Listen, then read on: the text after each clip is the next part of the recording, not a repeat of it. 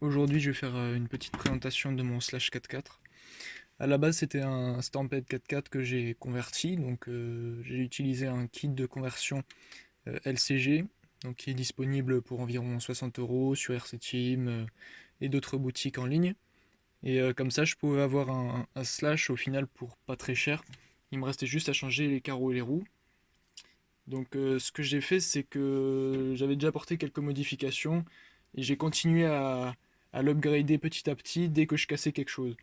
Je trouve que c'est inutile de commencer à optionner une machine sans avoir vraiment utilisé, sauf si euh, vous voulez quand même prévenir des plus grosses faiblesses de la machine, dont je vais parler tout de suite. Donc la première chose que j'ai faite, la toute première chose, c'est de mettre des bouchons d'amortisseur en aluminium, donc qui coûtent environ 16 euros, les 4. Parce qu'en fait, d'origine, ce sont des capuchons en plastique, et ils vont très vite se désolidariser du corps d'amortisseur. Et du coup, bah, ça va très souvent popper et vous allez perdre l'huile. Et plus ça va commencer à le faire, plus ça va se reproduire. Et franchement, pour 16 euros, c'est pas une mauvaise amélioration. Vous allez en avoir pour votre argent. Sachant que si vous voulez directement changer les amortisseurs, il y a plein de possibilités. Vous pouvez aller directement sur des amortisseurs Big Bore ou des amortisseurs du Slash Ultimate. Ou alors vous pouvez directement aller chez des optionneurs. Après, c'est un peu à vous de voir. Il y en a même qui mettent des amortisseurs de TT1 8ème dessus. Ça marche très bien aussi. C'est un peu à vous de voir avec votre budget. Donc moi, je suis juste parti sur les amortisseurs avec un capuchon alu d'origine. Et j'ai aussi tordu de temps en temps les tiges d'amortisseur que j'ai ensuite remise droite à l'étau.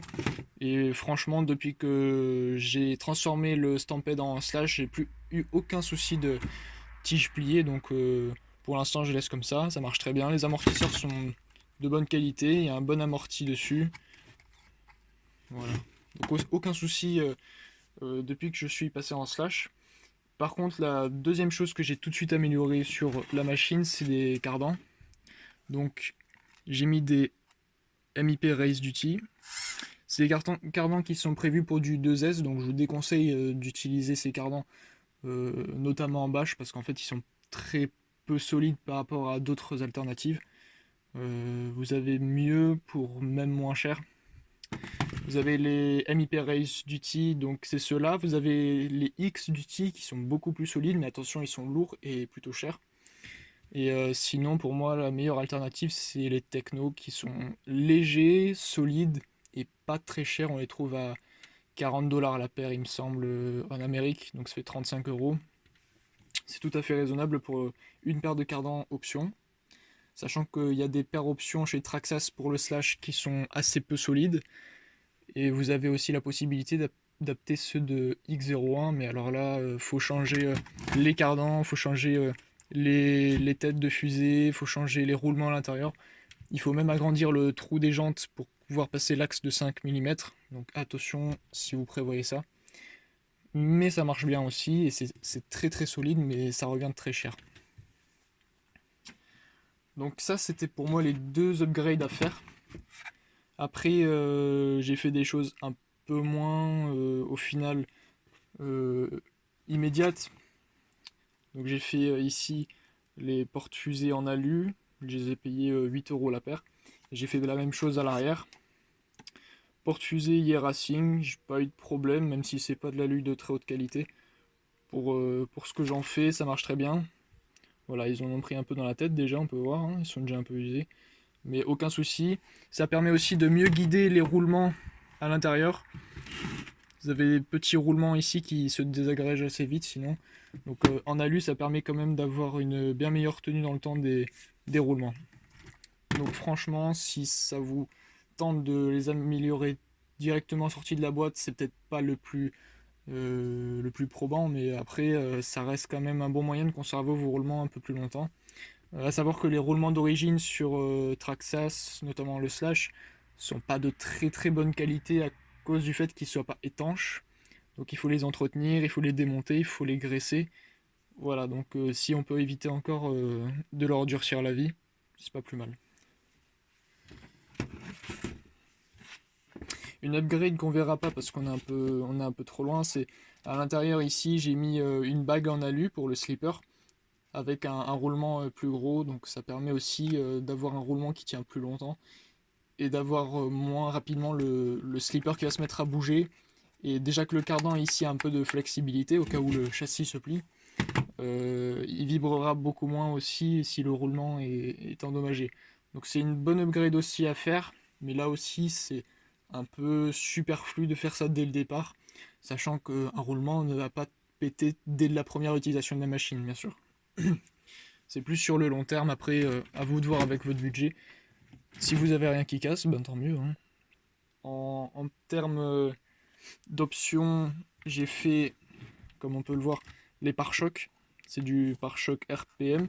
J'ai pris les versions chrome, mais comme vous voyez, la couleur elle part un petit peu. Et j'avais acheté aussi les rampes de phare, collées pourtant avec de la colle cyano, donc pour les pneus, très très solide. Et pourtant j'en ai quand même perdu deux, donc voilà, si vous les achetez, faites attention, c'est pas fait pour du gros bâche. Ça a son look, mais bon, le problème c'est que ça, finalement ça casse assez vite. Par contre, le pare-choc en lui-même, très solide, hein, il est très souple. Voilà. Moi, je les ai achetés direct parce que j'avais besoin de faire ma conversion en slash. Donc, je n'ai pas les pare-chocs d'origine, donc je n'ai pas pu les tester. Donc, c'est pas forcément le pare-choc, c'est pas forcément la chose qui casse le plus vite. Franchement, j'ai rarement vu des casses de pare-choc. Moi, je suis direct passé en RPM parce que je préférais le look, mais après, c'est un peu comme vous voulez. Et j'ai fait pareil.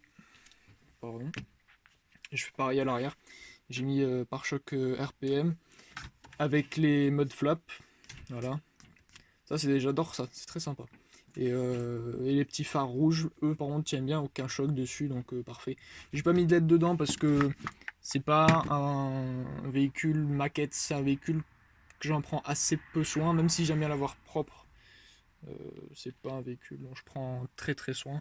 Donc je vais pas m'embêter avec des kits LED, etc. C'est pas fait pour ça, pour mon utilisation. À savoir que selon les cardans que vous achetez, vous n'allez pas forcément avoir des hexagones en alu. Donc je vous recommande des hexagones en alu. Sinon, vous allez détruire vos hexas de jantes assez vite. C'est ce qui est arrivé ici. Voilà, on a un bel hexa bien arrondi. C'est pour ça que j'ai essayé une méthode avec un pistolet à colle. Voilà. Donc on met le pistolet à colle, on met de la colle bien tout autour ici. On met le pneu, on serre bien avec l'écrou pour que ça tienne en place. On touche plus. On attend un peu que ça sèche et ça tient plutôt bien. J'ai pas eu trop de soucis avec cette méthode, mais bon, à chaque fois que vous démontez, remontez, des fois il faut refaire un coup, c'est pas bon. Si ça peut sauver un hexa ou deux, c'est cool, mais après ça remplacera pas une jante neuve, bien sûr. Donc ça c'était pour les options, on va dire, de solidité. En termes de performance, j'ai mis un diff central dedans. Donc attention aussi, il est prévu pour du 2S, donc n'allez pas le fumer en 3S ou 4S. Bien sûr, après, si vous avez les doigts pour contrôler la machine, rien ne vous empêche de rouler en 3S avec un diff central. Je tourne en 3S ou plus, et je n'ai pas encore fumé le diff central, il tourne encore très bien. Aucun problème, ça dépend beaucoup de vous.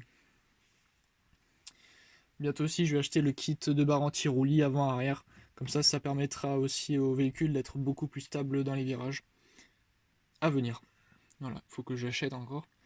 Donc niveau châssis, je crois qu'on a à peu près tout fait. Niveau électronique, on est sur un moteur 2800 kV d'un Lositen SCTE RTR. Très bon moteur, il tient en 3S et en 4S, donc c'est pour ça que je l'ai mis là-dedans, c'est parce qu'il n'a aucun mal déjà à entraîner le Lositen, alors il a aucun mal à entraîner le Slash 4x4. Son variateur qui est un 80 A mais que je vais changer par un 120 A pour être beaucoup plus serein. Et un cerveau Hobby King de 12 kg je crois.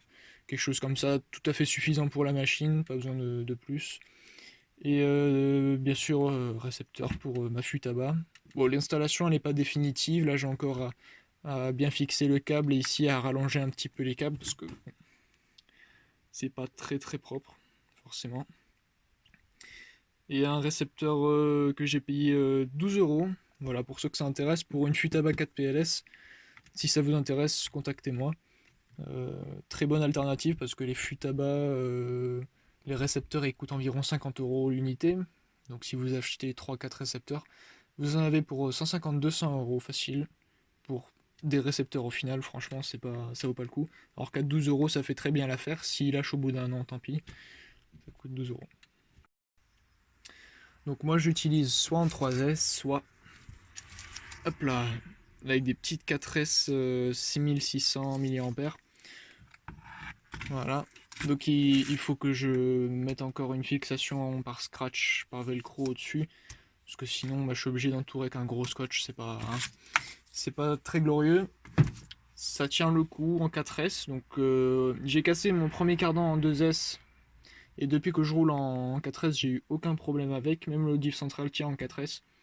Donc en fait, je n'ai plus aucun souci avec cette machine depuis quelques temps. Après, à quel prix? Parce qu'il a fallu quand même pas mal d'options au final. Et c'est pas le meilleur champ de course que j'ai eu. Il y a bien mieux, j'ai un L'Occitane SCTE qui est beaucoup mieux. Le Arma Sainton aussi, qui est beaucoup mieux. Mais une fois optionné, c'est sûr que c'est une bonne machine. C'est clair. Vous pouvez la transformer en rallye, en MT, tout ce que vous voulez. Donc après, c'est un choix.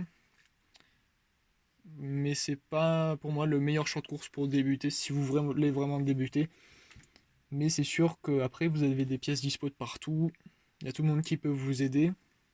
À savoir que les nouvelles versions ont des cardans toujours en plastique mais plus solides, ont des triangles plus solides, donc je parle du Slash Ultimate, ont des slippers avec patin de Revo, si je crois bien, c'est ça, ouais. Et encore une ou deux améliorations, je crois. Donc ils sont un peu plus solides, mais à quel prix encore une fois? Ils sortent à 600 euros. À 600 euros, vous avez un buggy, un huitième, voire même un truigui, beaucoup plus solide, beaucoup plus performant. Après, c'est un choix personnel. Bon, dernière chose que j'ai oublié de dire, c'est que j'ai des supports de carrosserie Proline, Secure Lock. Très bien, comme ça vous pouvez changer les points d'ancrage. Vous avez plein de fixations, devant et derrière. Très pratique. On peut monter des carreaux short course, piste, monster truck, tout ce que vous voulez. Vous avez juste à rehausser ou rabaisser. Vous pouvez acheter en pièces séparées les petits supports, voire les petits boulons. Enfin, franchement c'est très sympa comme amélioration. Et je crois qu'on a fait le tour. Donc voilà, après toutes ces options, moi je suis quand même assez content de la machine. Maintenant, c'est ma première vraie machine de modélisme, donc je m'en séparerai pas, je pense. Euh, Parce qu'on peut en faire un peu ce qu'on veut. C'est très facile à convertir. Même moi je l'ai fait, donc tout le monde peut le faire, il n'y a aucun problème là-dessus. Voilà, donc vous avez des vidéos dans la chaîne où on le voit rouler. J'en ferai sûrement d'autres, mais sous une autre forme, je vous dis pas encore. Et puis en espérant que ça ait pu aider certains avec leur slash 4-4. Et moi je vous dis à la prochaine.